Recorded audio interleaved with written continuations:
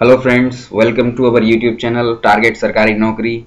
दोस्तों, last time पे हमने 17 जुलाई 2017 इसी महीने यूपीएसआई का एग्ज़ाम स्टार्ट हुआ था। उस दिन का हमने पेपर डिस्कस किया था इवनिंग शिफ्ट का। फ्रेंड्स, कल एक और पेपर हुआ है आपका इवनिंग शिफ्ट में, 20 जुलाई इवनिंग शिफ्ट का पेपर। आज हम उसको डिस्कस करेंगे।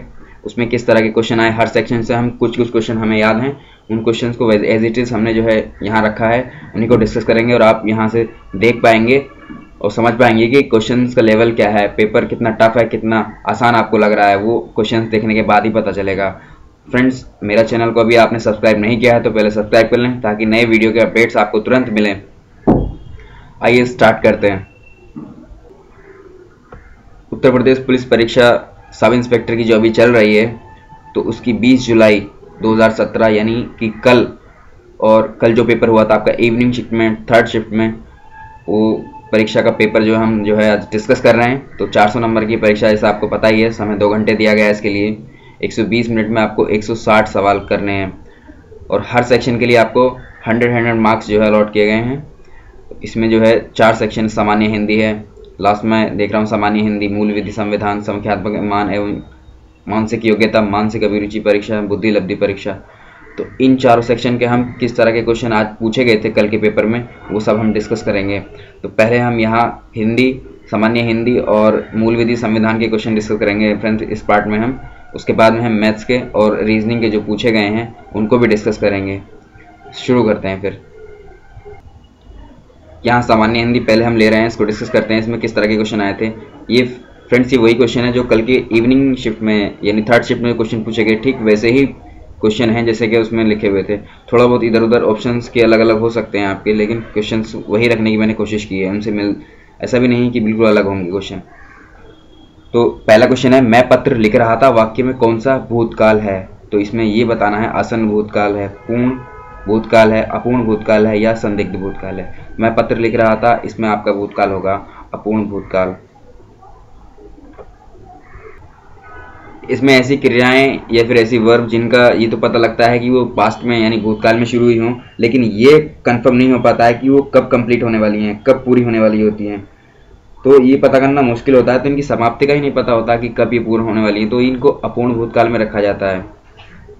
नेक्स्ट क्वेश्चन क्या है? सेकेंड क्वेश्चन है, जहाँ पर वर्णों की आवृत्ति बार बार होती है वहाँ इनमें से क्या होता है? जहाँ पर वर्णों की आवृत्ति बार बार होती है वहाँ रस होता है, छंद होता है, अलंकार होता है, समास होता है। तो आपका फ्रेंड्स इसका आंसर होगा अलंकार। जहाँ पर वर्ण की आवृत्ति बार बार या शब्दों की आवृत्ति बार बार होती है, फ्रीक्वेंसी बार बार वो रिपीट होते हैं, तो वहाँ अलंकार होते हैं। तो अलंकार के टाइप रहेंगे आपके, तो उन टाइप्स के अंदर भी अलग अलग तरह के क्वेश्चन था। ये क्वेश्चन थोड़ा मिलता जुलता था, वहाँ इस क्वेश्चन में कुछ अलग ही टाइप से करके एक क्वेश्चन और पूछा गया था इसका। तो ये क्वेश्चन का आंसर क्या होगा आपका? अलंकार। जहाँ पर वर्णों की आवृत्ति बार बार होती है वहाँ पर आपका अलंकार होता है। इसका मॉडिफाई क्वेश्चन था। इसमें यहाँ पर क्वेश्चन दिया था, यहाँ पर वर्णों की आवृत्ति जो है अभिन्न तरीके से बार बार होती है और अर्थ भी जो है अभिन्न होता है, तो उसमें कौन सा अलंकार होता है? तो उसमें इस तरह का जो क्वेश्चन आएगा तो उसका आंसर होगा पुनरुक्ति अलंकार उसका। दोस्तों, इतना तो पता ही है हम लोगों को कि हिंदी के अंदर से जो आपके किस किस सेक्शन से क्वेश्चन पूछे जा रहे हैं। अलंकार है आपका, ऐसी हो गया अभी। और ये देखिए आप मुहावरा यहाँ दिया हुआ है, क्वेश्चन नंबर 3, अधजल गगरी डैश जाए। तो इसमें ये एक मुहावरा है, इसमें ये मुहावरा फिक्स है बिल्कुल, इनमें कुछ हेर फेर नहीं हो सकता। जैसे पहले से बोला जाता है वैसे ही इनको आजकल भी बोला जाता है। तो इनमें क्या आएगा इस ऑप्शन में? ए छलकती, बी छलकत, सी बिखरी या डी उछलती। तो अधजल गगरी छलकती जाए, छलकती भी नहीं होगा इसका, अधजल गगरी छलकत जाए। ये फ्रेंड्स इसका आंसर अधजल गगरी छलकत जाए, ना कि छलकती जाए। ये फिक्स है आपका आंसर, छलकत जाए। नेक्स्ट क्वेश्चन, थोथा चना। ये आपका 17 जुलाई 2017 का जो एग्ज़ाम था उसमें पूछा गया था। इसी तरह का क्वेश्चन, यानी पैटर्न ही रिपीट कर रहे हैं। ये आपका 20 जुलाई का है, ये मैंने इसलिए डाल दिया था क्योंकि ये रिपीट कर रहे हैं लोग, इसको बार बार इसी पैटर्न को रिपीट कर रहे हैं। ये 17 जुलाई का है। तो थोथा चना, इसमें क्या आएगा? बजे, बाजे, वजे, बोले। तो थोथा चना, बाजे घना, ये भी फिक्स है आपके। नेक्स्ट क्वेश्चन,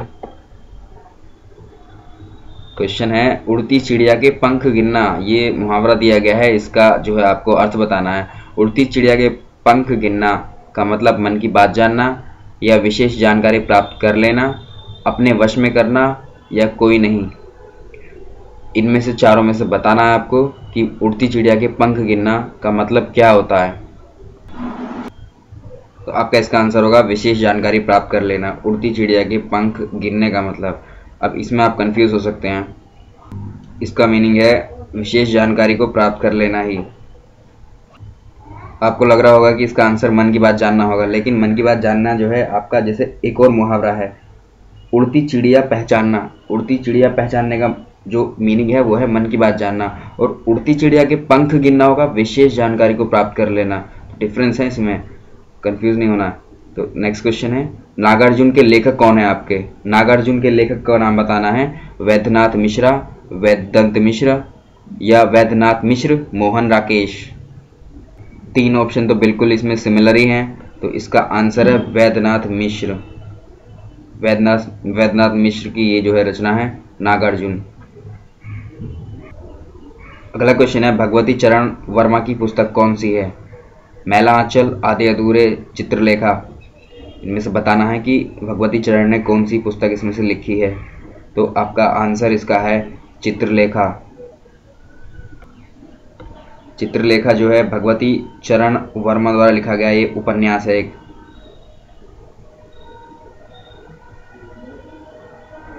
अगला सवाल चलते हैं। तो अभी दक्ष का पर्यायवाची शब्द कौन सा है। दक्ष मतलब एक्सपर्ट। एक्सपर्ट का जवान है, चपला है, कुशल है या प्रतिरक्षक है। तो दक्ष का मतलब होता है आपका होशियार, कुशल। आंसर आपका हो जाएगा इसका कुशल, दक्ष का कुशल। घोटक का पर्यायवाची शब्द कौन सा होगा। घोटक का होगा घड़ा, घोड़ा, कलश, गुड़। इसमें से आपका होगा घोटक का घोड़े को कहते हैं घोटक। नेक्स्ट क्वेश्चन पे चल रहे हैं।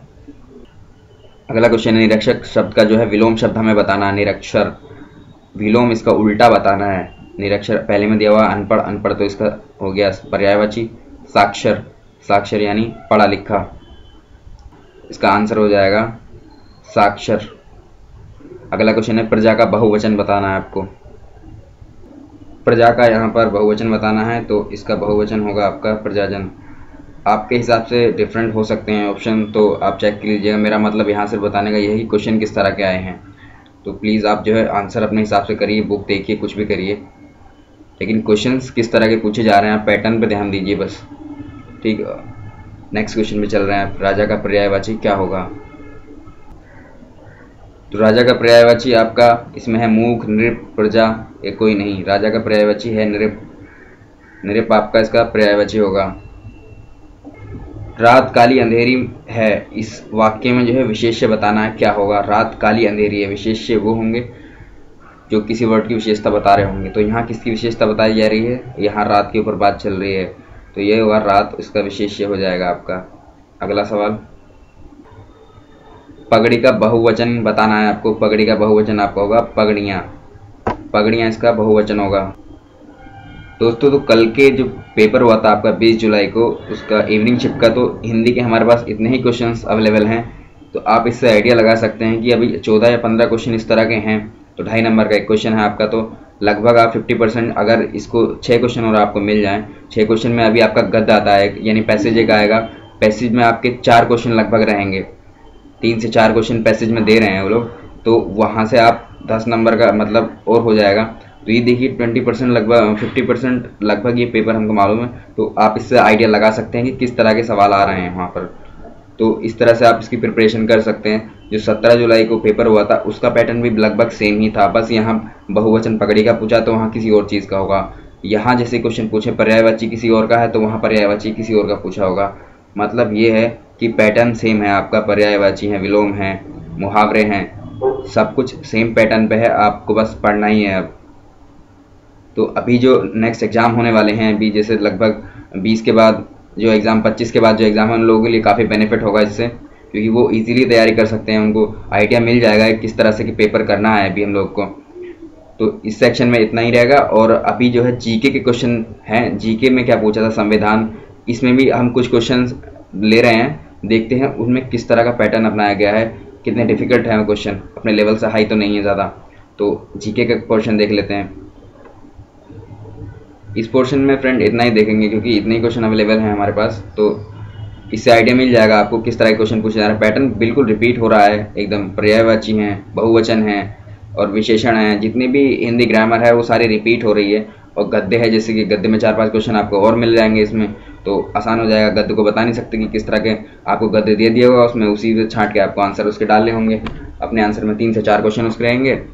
तो यही पैटर्न है, बिल्कुल इसी के अकॉर्डिंग आप तैयारी कर सकते हैं। आपको काफ़ी बेनिफिट होगा आगे आने वाले एग्जाम में। अभी जैसे कि अभी 22 के बाद 21 के बाद है जो एग्जाम होंगे, 30 तक जो भी एग्जाम है, 30 वालों के लिए ज़्यादा फायदा है, वो पढ़ने का मौका मिल गया, उनको आइडिया भी एकदम अच्छा मिल गया। 25 से 30 तक के लिए, यानी कल तक के लिए भी काफ़ी अच्छा है। अगर आप इसको पैटर्न को देख लेंगे आपको काफ़ी बेनिफिट होने वाला है काफ़ी सारे क्वेश्चन सॉल्व करने में। तो नेक्स्ट पर चलते हैं, हम इसका जीके डिस्कस करेंगे अब।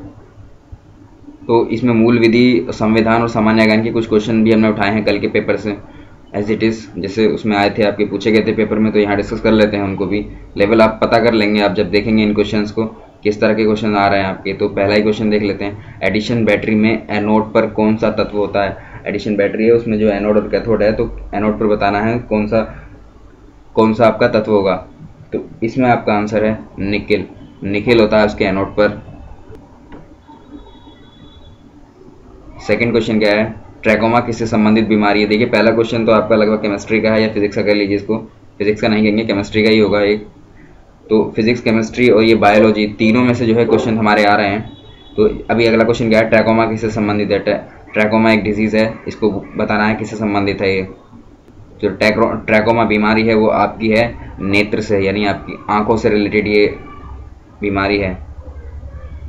अगला क्वेश्चन क्या है, हमारे संविधान में मूलभूत अधिकार कितने दिए गए हैं।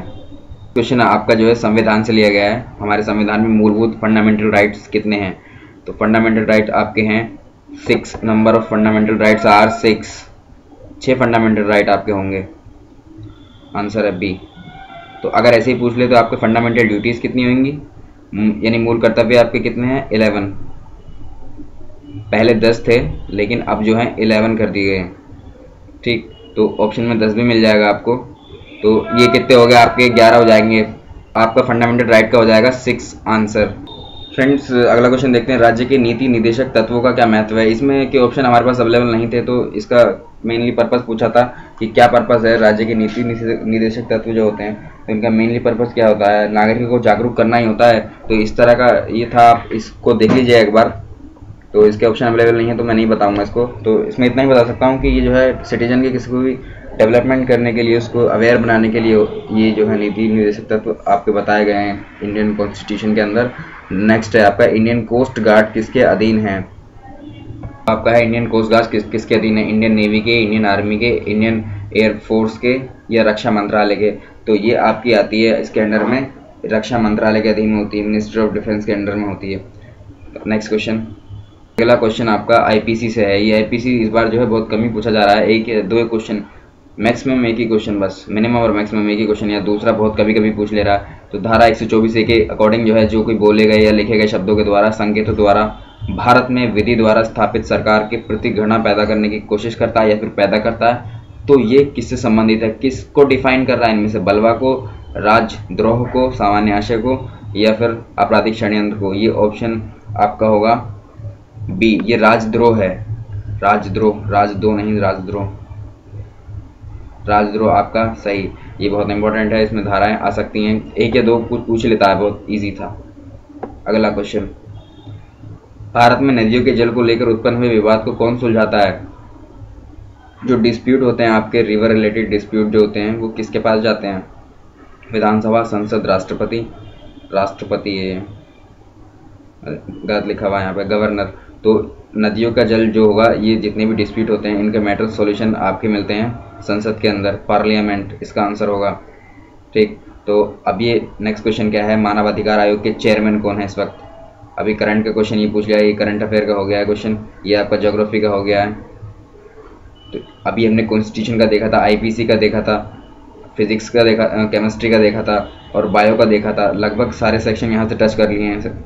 उसमें से आपके जीके से भी टच कर लिए, मूल विधि से टच कर लिए उसने। तो इसके आंसर होगा आपका एच.एल. दत्तू। एच.एल. दत्तू इसका मानवाधिकार आयोग का जो चेयरमैन होता है वो हमेशा एक CJI होता है, वो भी रिटायर्ड। इसका जो अध्यक्ष होगा तो ये जो है इसके अभी रिसेंटली पूर्व थे आपके एच.एल. दत्तू इसके चेयरमैन। तो इस पे मानवाधिकार आयोग पे और भी क्वेश्चन बन सकते हैं, उनको भी आप चेक कर लीजिएगा। अगला क्वेश्चन है, सुप्रीम कोर्ट व हाई कोर्ट के जजों का वेतन की किस अनुसूची में बताया गया है? तो हमारे पास टोटल अनुसूचियाँ कितनी हैं? 12 हैं। तो 12 में बताना है कि हाई कोर्ट व सुप्रीम कोर्ट के जजों का वेतन किस सूची में है। तो आपका आंसर रहेगा अनुसूची 2।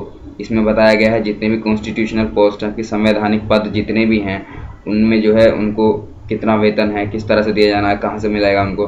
तो ये अनुसूची आपकी 2 है, इसी में सब कुछ बताया गया है। शेड्यूल 2 सेकंड शेड्यूल में सब लिखा हुआ है फ्रेंड्स। तो ये कल के एग्जाम के जो क्वेश्चन हुए थे फ्रेंड्स इतने ही अवेलेबल है हम लोग के पास में, तो आपको आइडिया लग जाएगा इसमें किस तरह के क्वेश्चन पूछ रहा है। यानी इससे हम ओवरऑल ये देख सकते हैं हिंदी और आपका जीके में इतने टफ क्वेश्चन नहीं पूछ रहा है, बिल्कुल पॉइंट टू पॉइंट बात कर रहा है। अभी 17 जुलाई को जो जीके का हुआ था उसमें मैं बता देता हूँ कुछ क्वेश्चन, उसमें भी इसी तरह के क्वेश्चन पूछे थे। यूपीएससी के बारे में पूछा था कि लोक सेवा मतलब आपकी जो सेंट्रल जॉब्स होती हैं, सेंट्रल सर्विसेज और स्टेट सर्विसेज को जो है कौन कंडक्ट कराता है इसको। तो आर्टिकल 315 के बारे में पता किया था उसने, आर्टिकल 315 के बारे में पूछा था। तो ये यूपीएससी से रिलेटेड सारे क्वेश्चन थे। यूपीएससी के चेयरमैन के बारे में पूछ सकता है, ये देख लीजिएगा आप। अभी इसमें क्या और क्वेश्चन आए हुए हैं मैं आपको टॉपिक बता देता हूँ। जैसे हिंदी है आपके पास में, हिंदी लैंग्वेज है। हिंदी लैंग्वेज में जो है कितने भी आपके अवार्ड्स दिए जाते हैं इंडिया में हिंदी में कितनी भी रचनाएं हो रही हैं, कोई भी नए नए राइटर आ रहे हैं, वो कुछ ना कुछ अपनी रचनाएं बना रहे हैं, लिख रहे हैं, कवि हैं, तो उनके जो उपन्यास वगैरह कुछ भी है, मतलब जो भी हिंदी लैंग्वेज के लिए डेवलपमेंट के लिए जो भी कुछ हो रहा है उनसे रिलेटेड जितने भी हैं, हिंदी साहित्य अकादमी अवार्ड जैसे कि हैं, तो हिंदी अवार्ड्स जो हैं उनको आप एक बार चेक कर लीजिएगा, उस पर क्वेश्चन आ ही रहे हैं आपके। हिंदी लैंग्वेज के ये क्वेश्चन हो गए। और आपके अभी कॉन्स्टिट्यूशन में से देखते हैं, तो कॉन्स्टिट्यूशन में आपको पढ़ने के लिए देखिए इतने सारे सेट बन रहे हैं, डेली पेपर कोई ना कोई हो रहा है यूपीएसआई का, तो इतने सारे एरिया में से ऐसा नहीं है कि एक ही जगह से क्वेश्चन आएंगे। आराम से इजीली वो किसी भी पोर्शन से आराम से उठा के दे रहा है आपको सीधे सीधे क्वेश्चन। अभी जैसे कि आपका पंचायती राज कितना इंपॉर्टेंट है, ये पंचायती राज से भी क्वेश्चन बहुत ही कम पूछे गए हैं, तो इसे आप देख लीजिएगा एक बार, पंचायती राज को देख लीजिएगा, म्यूनसिपैलिटीज़ को देख लीजिएगा, म्यूनसिपैलिटीज़ को देख लीजिएगा, इसमें क्वेश्चन अच्छे बन रहे हैं। और यूपीएससी आपको बता ही दिया है, फंडामेंटल राइट 6 हैं, और 6 में भी कोई भी फंडामेंटल राइट्स को 6 में से किसी को भी डिफाइन करने के लिए बोल देगा, कोई एक 16 नंबर का दे देगा, 17 नंबर का दे, 18 का नंबर का दे देगा। एक आर्टिकल 32 है, आर्टिकल 32, तो इस तरह के ये इंपॉर्टेंट आर्टिकल आप देख सकते हैं फ्रेंड्स। अब जो लास्ट ईयर का एग्ज़ाम हुआ था 2014 में, जो एग्ज़ाम हुआ था मेन परीक्षा में जो क्वेश्चन पूछे गए थे, इस साल पिछले साल के पेपर में से भी क्वेश्चन आए हुए हैं आपके। जैसे जनहित याचिका के ऊपर था, मेरे सेट में 17 जुलाई को जो पेपर हुआ था उसमें जनहित याचिका के ऊपर पूछा था, वो 14 जुलाई मतलब जो आपका 2014 में पेपर हुआ था जनहित याचिका वाला, उसमें भी वो क्वेश्चन पूछा चुका। कई सारे क्वेश्चन जो 14 आपके 2014 में हुए हैं वो इसमें डायरेक्ट पूछ लिए गए हैं, ऐसा नहीं है कि नहीं पूछ सकता। वो कितने सारे सेट हैं, कुछ ना कुछ तो मिलेगा ही। आप अगर आपको वो 2014 का सोल्यूशन चाहिए आपको जीके का, तो जीके का सोल्यूशन आप मेरे इसमें प्लेलिस्ट में जाके चेक कर सकते हैं। वहाँ आपको लगभग 50 क्वेश्चंस मैंने कवर किए हैं, वहाँ से जाके अगर 50 क्वेश्चंस में अगर 1-2 क्वेश्चन आपको मिल जाता है एग्जाम में तो आपका बेनिफिट रहेगा। ज़्यादा नहीं है, वो 10 या 15 मिनट में 50 क्वेश्चन आपके कवर हैं, तो एक नज़र आप उन पर डाल सकते हैं। और इस पोर्शन में हम इतना ही रहने दे रहे हैं। ये आपको जो टॉपिक बताएं इन पर आप बहुत अच्छी से कमेंट कर लीजिएगा, इन पे तो कोई चांस है नहीं क्वेश्चन छूटने का है। अगर क्वेश्चन छूटता भी है तो ये इतना इंपॉर्टेंट है, किसी ना किसी एग्जाम में आपको आते ही हैं, इनको तो छोड़ना ही नहीं है आपको किसी भी कीमत में। फ्रेंड्स इसमें जो है हम इतना ही रहने देते हैं, और नेक्स्ट पोर्शन में हम मैथ्स एंड रीजनिंग का एनालिसिस करेंगे। कल के पेपर का 20 जुलाई के पेपर का मैथ्स और रीजनिंग का, उसके क्वेश्चन देखेंगे, क्वेश्चन भी देखेंगे हम किस तरह के क्वेश्चन पूछे गए हैं। ठीक है, ओके, थैंक यू।